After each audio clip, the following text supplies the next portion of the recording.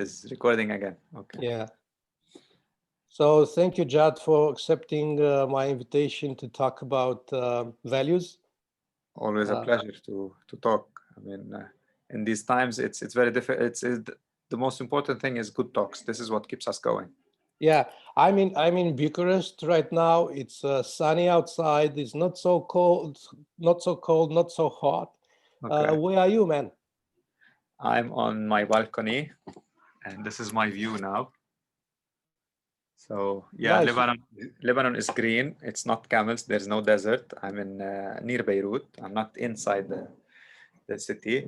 So this is just to change the perception of people that Lebanon is an Arab country. You know, we're half European, half Arab. It's a dangerous mix. Yeah, a dangerous and a nice mix. Yeah, in the same way. Yeah. The diversity create the richness. Yes, yes, indeed. Yeah, we have 18 religions. Imagine 18 religions in our politics, society, 18 different religions: Muslims, Jews, Christians, different kind of Christian. I think we have 8 types of Christians, 4 types of Muslims. There are names that I've never heard of in my life also. It's 18. Yeah, so I didn't knew that exist more than 10 types of religions. And you are telling me that there are 18 only in your neighborhood over there. So it's interesting. And it's close to value, because most of the people, when I talk about personal values, they think of religion and of values coming from religion. But I don't want to talk about this. I want to talk about what are the real personal, genuine values which are in us as a person and make us different. Yeah, well, now that we mention it, this thought came to my mind that in the religions, our common language is values, as mathematics is in the science communication between Earth and everything else. Like every time they send a probe into space, they put mathematical equations into it because they believe math is the universal language between different races, if there will be any race. But here, the communication is based on values, common values, regardless of who and what God is. But what is basic is what this religion is making us believe in terms or live in terms of values. This is why sometimes I like to differentiate between values and ethics, Gabby, because sometimes we always link values to ethics. While some values can be non-ethical, some values can be non-ethical and become ethical. Take, for example, entrepreneurship. If I value being opening my own business or being an entrepreneur, it's supposedly a good value. But Pablo Escobar is an entrepreneur. He's a drug dealer. A mafia person is an entrepreneur. He took a group of people, created an organization, very productive, very successful. So he used that value, that strong value of entrepreneurship, and made something bad with it. It's like when you own a gun, you can use it to uphold the law or steal the bank. So values as well is very dangerous. If you know it, it's your choice. And this is what Viktor Frankl talked about, the famous guy talking about purpose and logotherapy. He said that you can take anything from a man except his attitude, his freedom to choose his own attitude. So an entrepreneur is an entrepreneur. He became like this probably because of how he was brought up, his parents, how they treated him. He's the eldest, the middle, the smallest. There's too many factors. Take, for example, sometimes in our business, Gabby, manipulation.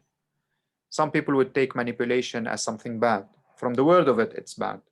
But what we do, the coaching we do, what is it? It's manipulation, but in a good way. Manipulation is I'm manipulating you for my own goals. Coaching is I'm manipulating you for your own goals.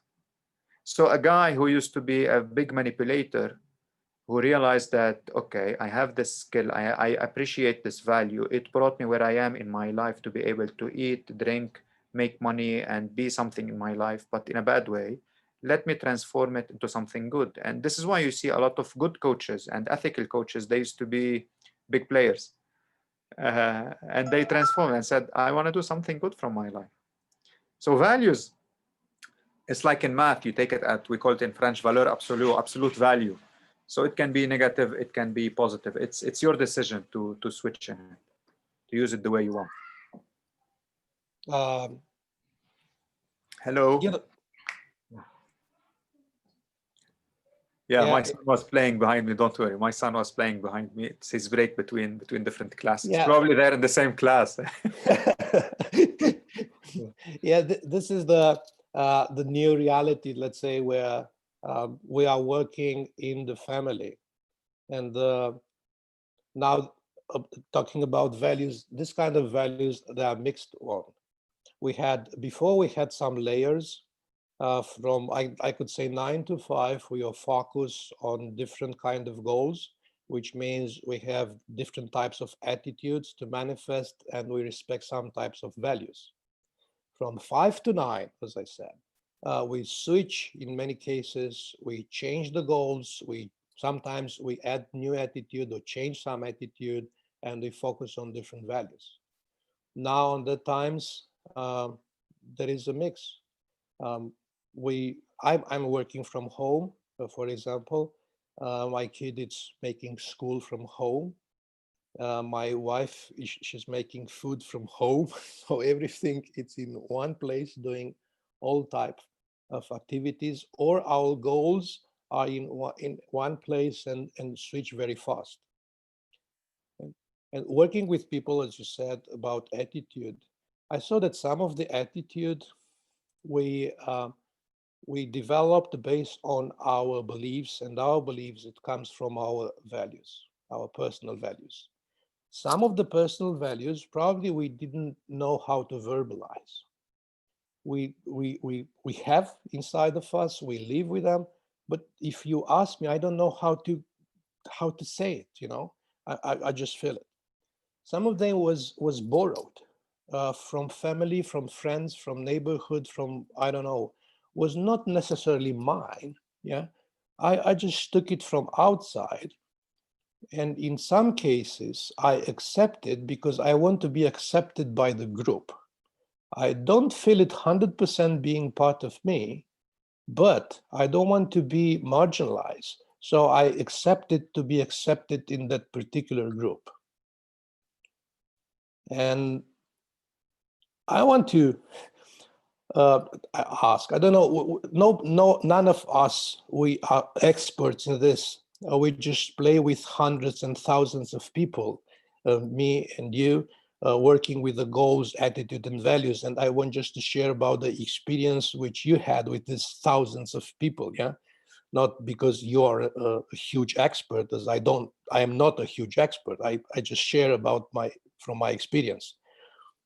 How could I define what are my real value, and how could I define what kind of value from outside came to me and could become poison for my future? If you know what I wanted to say. Yes. Well, my first journey into the purpose and values came after reading a book called Man's Search for Meaning for Viktor Frankl. Before that, purpose was very it was like a dream. It was like a fleeting. It's people would talk about it here and there, but with Frankl, he transformed it into science, psychology and science. So I dwelled a lot in there, and we started doing this kind of purpose workshops or purpose evaluation. And I have prepared a small thing. If you don't mind, I can show it to you. It's like a summary to what he said. If you don't mind, can I share my screen? Yeah. Okay, good.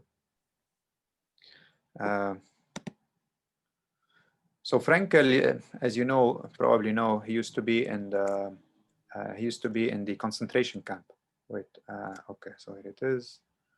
One of the lucky men. One of the lucky ones who got escaped, yeah. But he is behind the famous saying, "He who has a why to live for can bear with almost anyhow." Now we'll see how this is related to values. But Victor, he had the choice. By the way, his visa to the USA came just before the Nazis entered Austria. But he decided to stay with his father because his visa did not come. Now imagine, the Nazis came, caught him, caught his father, caught his wife, and they entered the concentration camp. His father died. His first wife died because he got married several years later after he got away, got out. But imagine the guilt he would live, if he decided that. Okay, this is my amazing wife making me tea. Between I know. her Hi, make me a tea, please. Okay, so imagine. Imagine the amount of guilt he probably lived, because as soon as they entered, his father died, and soon later his wife died. So he could have taken the visa, went to the USA, and saved his wife, knowing that his father was old, ill, and he won't have anyway a lot of time to live. So to internalize that pain and internalize also the guilt and internalize also the amount of atrocities done to them by the Germans and by the Kapos. Kapos is the people who are Jewish, but the Germans used them to control the main population. It's like people who gave them a little bit of privilege, and they considered themselves as bullies and bullied everybody else. And they were more vicious than the actual guards, the Nazi guards. So to internalize this, and he used to be also he was a psychiatrist. So while going through all this ordeal or these problems, in his mind, he was always thinking about his potential students in the future when explaining what he went through. And in a big ceremony where they were honoring him after several years from getting out, he stood in front of his students and told them, you know how I survived Auschwitz? It's because of you who are sitting here, because I thought of you and how I will transfer this knowledge and these experiences to you. You made me survive Auschwitz. It's beautiful. Was quite. So he said, he who has a why to live for can bear with almost anyhow. Now, he compared himself to the different types of motivation. He compared himself to the different main psychologists of his era. First was Freud. Freud talked about there's a will to pleasure. So the values that Freud talked about were values always related to, values always related to sex and food, which is physical pleasures. Somebody else came after Freud called Adler and talked about the will to power, which we want power. We want to feel in control. And this is why sometimes, Gabi, you see people putting next to their LinkedIn names a lot of titles or presenting themselves as doctor or professor or... Professor Doctor. Yes, yeah. But sometimes it can be good. Like, for example, a very funny person in a crowded room. He's showcasing a sort of superiority, but in a good way. Like we talked a little bit about values before. So he's the funny person in the room. So he feels superior in a certain way. It gives him certain pleasure. Much more pleasure than sex and food, probably. Now, Frankl came and said, people can feel better with a sense of purpose, with a will to meaning. And in the sense of purpose, he summarized it into 4 activities, which is helping others, experiencing love, and expressing creativity through hobbies and work. Why he differentiated between hobbies and work? Because if a hobby, because some people say your hobby becomes your work. True, it's great. However, if a hobby is you ask from your hobby to pay for your rent, for your daughter's school, for your insurance, for everything, there's too much stress on your hobby. It won't do its magic anymore to you. Will not be any more hobby. You need more hobbies, exactly. So yes, do your hobby as your main work, but also have a hobby on the side, another hobby on the side. Okay, and creativity is not just arts and music. It's it can be numbers. It can be one lady once presented herself. Hi, my name is X. I used to work in this big auditing firm. When I left them with a big Excel file that they use today instead of their existing software. So she expressed her creativity in writing macros for Excel. It can be in negotiation, in sales, in how we conduct our coaching and training, to come up with solutions and think out loud with our clients, you know. So if we lose these 4, so what will happen? We will fall into superiority. But if we developed ourselves a lot and we notice that we're being nasty with the people around us, like our spouse, our children, our employees, and we don't want to be there. So our only refuge is the fridge. We go to the fridge and just binge eat. Why? Because we lost these somewhere, somehow. Sometimes in Corona, I notice a lot of people, because they were not able to help others experiencing love, especially people living alone, and they did not have anything to express their creativity with, they either became too nasty, too egocentric, too narcissistic, or they gained a lot of weight or started a lot of promiscuous activities online. And even if you take it on a macro scale, a society without purpose, you get something we call mass neurotic syndrome. Mass neurotic syndrome, you see people being more aggressive, you see more addiction, and you see more depression.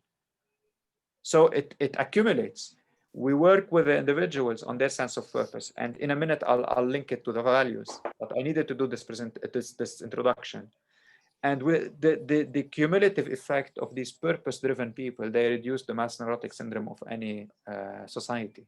So if you see a lot of aggression, addiction, depression, blame the sense of purpose of the individuals. So, and in Frankel's theory, you can see that in meaning, fulfillment, success, emptiness, and failure. If I tell you somebody who is a failure and empty, this is a drug addict. Failure and meaning fulfillment, this is people who live sacrificial life. Okay, meaning and success, this is ideal life. And success and emptiness, it's shallow life. To give small examples, a rock star, okay, he's the center of attention, but probably he's living a shallow life, probably.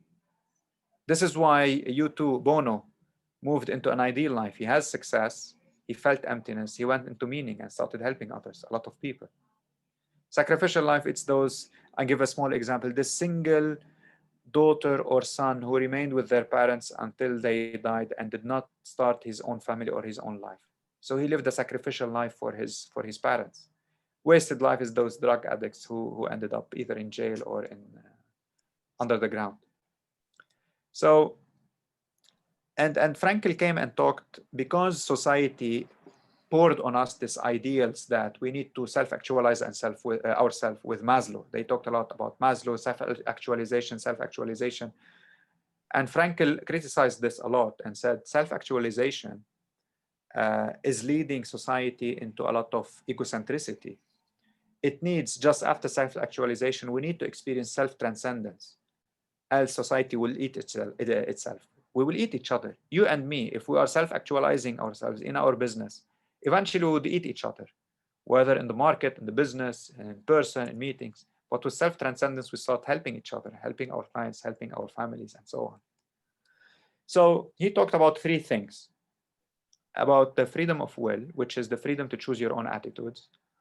This is one example. I mean, this guy saw the iron bars, and this guy saw the scenery.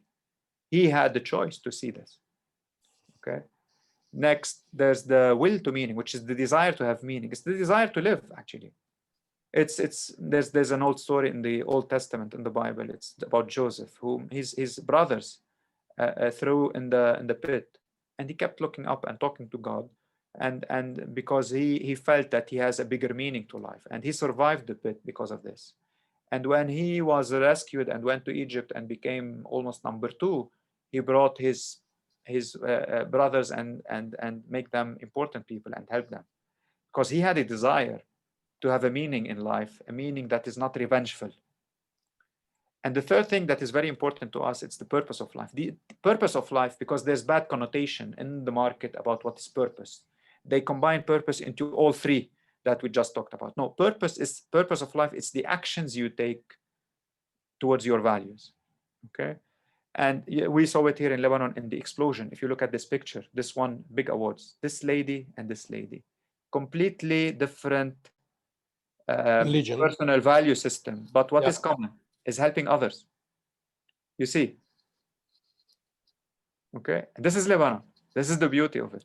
18 religions, I recall. I mean, if you look at it, you see two extreme values in daily values, but one common is they both wanted to help the people affected by the blast and brought them together on the street, cleaning next to each other. So this is the purpose of life. It's the actions we take, and we take them into three categories, because purpose of life is materialized through three types of values. We call the creativity values, the experiential values, and attitudinal values. First, let's agree. Why values? To live a life that is satisfying to you, you must live up to your value system. Okay, and as we said, the value system is not necessarily the ethical. It can become ethical, but the value system is the set of beliefs you believe in. If you believe you need to manipulate your way to reach a certain position, This is your value system. I am allowed to judge it, yes, but I cannot allow to judge you. I judge your value system, but you probably lived a certain life that proved to you that only with manipulation you can reach somewhere. You had bad models, you were raised in a different way, your parents brought you in a certain way, and so on. But to live a personal satisfying life, you should actualize as many of your personally meaning values as you can, as frequently as possible. So if my value is entrepreneurship, I need to do a lot of activities in entrepreneurship on daily level, weekly level, monthly level, semi-annual level, yearly level, and every 5 years to achieve big goals related to this value. Else I will feel emptiness.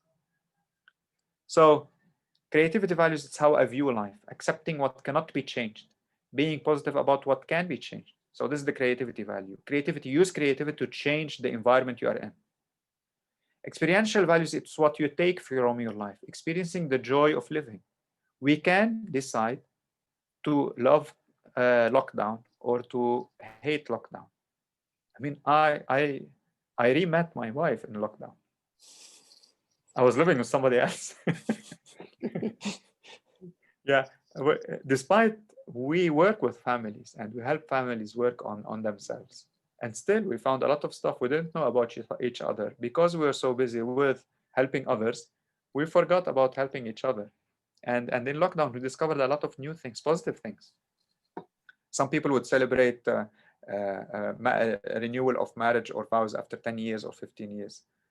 Ours COVID coincided with our 10-year anniversary, so it went beautiful. And then there's attitudinal values, what you give to the world, really, your decisions and how you react to certain things. So making a difference in the world. Now, it would appear that values would collide until we see them in hierarchical order. So if I tell you, for example, would you kill somebody, Gabby? Tough question. If now somebody in front of you is moving on the street, would you kill him because you feel bad? No, never. Okay. If that person entered your house and wanted to steal, would you kill him? No. No. If you put the gun in the head of your daughter, would you kill him? Of course. You didn't even think. No. See how your value quickly, your family value came above your, let's say, social values, which is respect I don't value. Other. Yes, exactly. Yeah. So this is why Frankl said, whenever you are indecisive, it doesn't mean that two values are colliding. If you're indecisive as well, one value won already, which is not taking the decision. You see, so there's always a value higher than the other.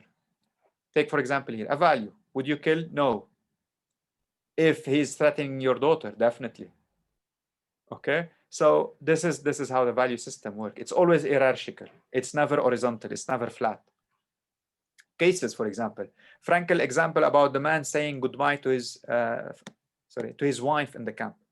There's also family and work. There's you shall not kill, but I will kill if somebody approached my family. Women, sanctity of marriage or life. Okay, is it marriage or life? Would I bring children or not bring children? You know, staying in my country or living through financial temptation, stability and security. Now in Lebanon, we're all facing two decisions: stay or leave. I mean, we're not going through only COVID. We're going through corruption, revolution, the biggest explosion in the history of humankind after Nagasaki and Hiroshima.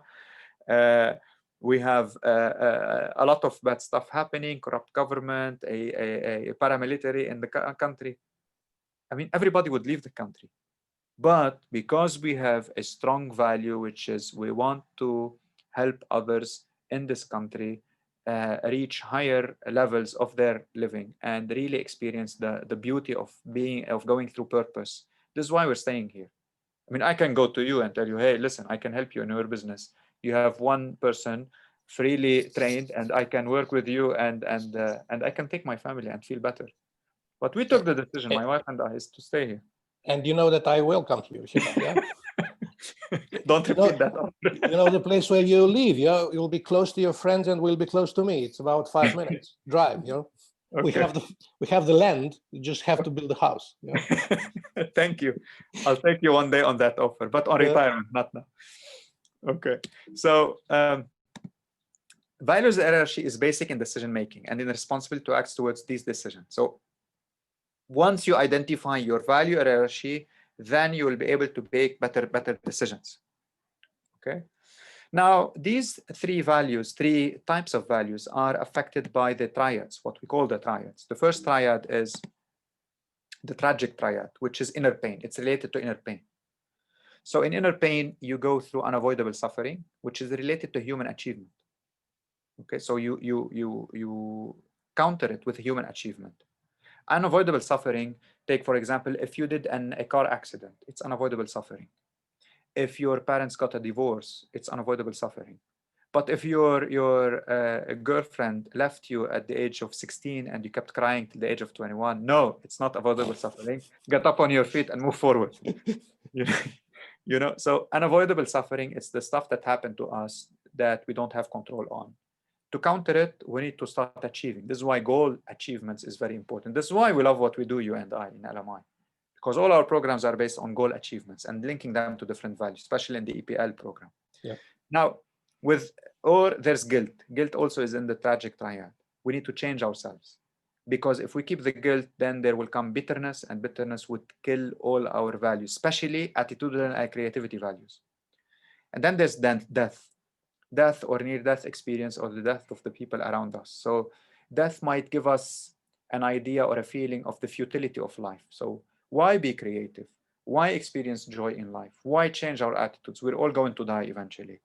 Now, to counter this, we need to take incentives to take responsible actions towards ourselves, our families, our society, and everything related to our good values. Now we have also the outer expression. How do we express our tragic triad? It's what we call the neurotic triad, which is depression, aggression, and suicide. And this is where we feel existential vacuum. Like we feel our life is empty. Why? We feel depression, aggression, and suicide.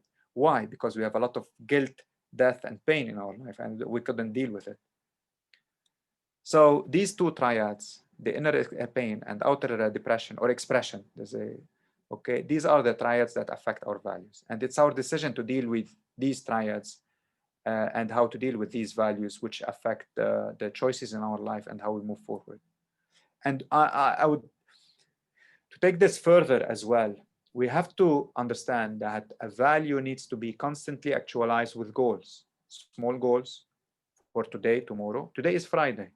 What are the goals for us today with our family, for example, for this afternoon, to help us actualize some of our values? It's important, it has to be next to us every minute. What are the goals we would like to achieve to actualize our values this week? If we like nature, and I don't go to nature this weekend, on Monday, I'll be in Adler or in Freud. You see how it works. So I need to understand my values through a certain exercise done either in EPL or there's so many things that is done for the values. Once we identify the value hierarchy, then we start pampering and taking care of these values and setting goals for these values. Now, some people would say, oh, this is too robotic, it kills creativity. No. The satisfaction that comes from it. And as you know, in the EPP, we help people become very productive and put everything on paper so that their brain is free for more creative stuff instead of their brain working as a to-do list or being lost.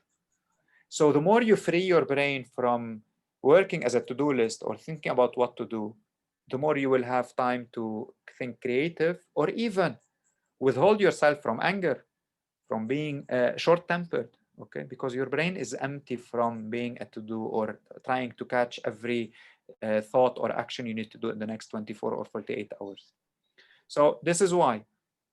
A small example, a small exercise. Today, I encourage every person who watches this video, think about your values, okay? Put a small goal for 24 or 48 hours that helps you in materializing this value or live this value, even for a fleeting moment of 5 seconds or 10 seconds or 15 seconds, okay? But put a goal and go and achieve it. And just share with us, share with you probably, the amount of satisfaction they get from going and achieving consciously and intentionally that value. So there's a lot to be talked about values. I can talk like hours and hours, but this is mainly. So first quick conclusion is now I understand why Monday is the bad day of the week. It's because during the week we didn't reach our goals. Yeah. Yes, Okay. exactly. So Exactly. another one advice or homework, it's do something this week, reach any goal this week to not have a bad Monday next week. Yes. And Sunday evening, put goals for your career related or creativity through work related values. And schedule time for them. Like on Wednesday, I'm going to sit in nature and work on my business plan. So you tackle the nature value if you have it, and you tackle your creativity values. Okay, your business plan, your entrepreneurship probably, or achievement, or whatever it is, depends. There's hundreds of values. Okay, so but schedule time, make it intentional, make it conscious. Okay, this is what differentiates a man from an animal.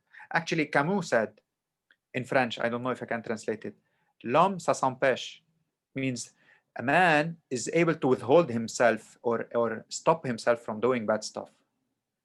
Okay, and the first thing you need to stop yourself from doing is the bad habits you inflict upon yourself. Yeah, thank you for sharing. I will look myself over and over again to your presentation. I challenge you to this discussion because my project, let's say, the name of my project is Invaluable. Okay, Invaluable. wow. Yeah. Okay. Invaluable? Invaluable, but if you read it, it's invaluable. Invaluable, yes. So why I mentioned this invaluable? Because working for more than 20 years with business people mainly, or with professionals, yeah, we are talking about business goals, business strategies, and so forth. And in the second plan, it's coming the person. We talk about organizational values, purposes, missions, yeah, on the organization. But the person inside of the organization, they came on the second plan. But on the other hand, my life is my life, is not my company life, is not my nation life, is not my country life or continent life, it's my life. And I want to feel welcome in this external universe and linked to this external universe. So my idea was, what else should be that could make a link between me and my external universes, my external communities? Because I have a neighborhood here. Okay. I have a city close to me, a country where I live, a continent, you know, friends like you, yeah? And I decided there are the values. So my personal values could link me to different communities and feel me be part of communities, be welcome in that type of communities. But can I share also something about you after our discussion when I last visited and all these discussions we have together? You have to admit, I mean, I know you're very humble and so on, but you have to admit, you went through a lot of suffering in your life, still are. There's a lot of challenges, and you took the decision, Gabi, to transform the suffering into a sense of purpose, into actions to help others, right? To live better life, to appreciate the time they have, to appreciate their families. You did this. I remember when you were explaining what happened in that city square, when the revolution started. And how emotional you were. And when you were explaining a lot of other stuff, personal and non-personal. I mean, I know how you transformed. You're a living example of that. You transformed your suffering into a sense of purpose. Yeah, but not so many people knows that are just my stories. I could count the people on probably one hand. Now too many will know it, I guess. Yeah, because most of them, they will not understand this kind of stories. Probably they will say that there is a marketing, which I want to do it. So I rather prefer not to talk about it. Okay. Not because I'm ashamed. No, I'm not ashamed of this. My daughter will know all my stories. My wife, she knows all my stories because I want to let them understand me why I do some stuffs. Yeah. I remember that somebody asked me a few years ago, how much money do I want from the business or something like that. And I said that the purpose of the business is not to make money. The money will be the result if I will reach the purpose of the business.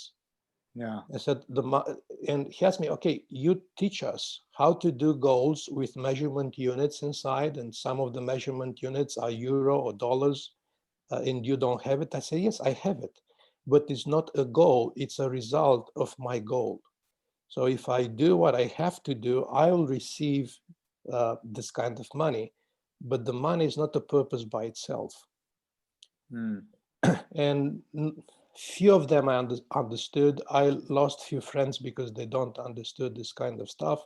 Some of them, they told me, yes, but you could afford now because you are rich now. Okay, guys, I'm not rich. Yeah, I'm wealthy enough, but I'm not rich. And I had a discussion with somebody who was a priest. Unfortunately, he died. And about money, he said, you are not rich when you are rich. You are rich when you feel you are rich. So I feel that I rich because of this kind of values. Yeah. So I want just to thank you for your sharing. I want to challenge you to the next video, and the next one I think could be regarding of the feedback that I will receive from the people seeing this movie. So would love. Yeah. Most of the people in Romania, they understand English language quite enough, I think, to understand your presentation. So I hope that they will send me or you. I will share also your LinkedIn profile to the people when I post it.